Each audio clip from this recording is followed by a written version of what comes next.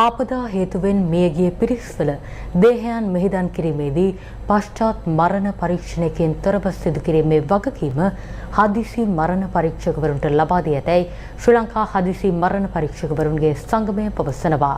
ඔවුන් පැවසුවේ ඊට අදාළව චක්‍රලේඛ නිකුත් කර ඇති බවයි.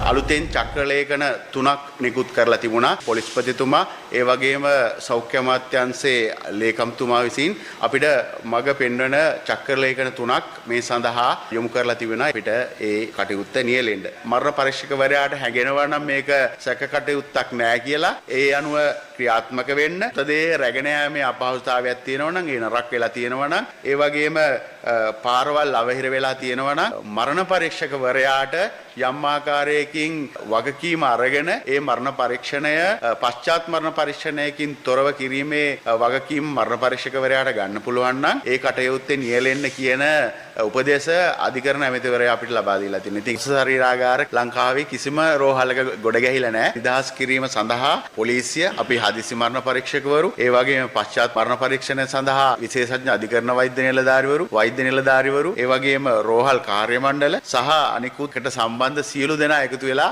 මේ කටයුත්ත ඉතා ඉක්මනින් නිම කරන තත්ත්වයක් තමයි තිබ්බේ. රෝහලවල කිසිම රෝහලක මුතු ශරීරාගාර ගොඩ ගැහිලා තිබුණේ නැහැ. ආපදාව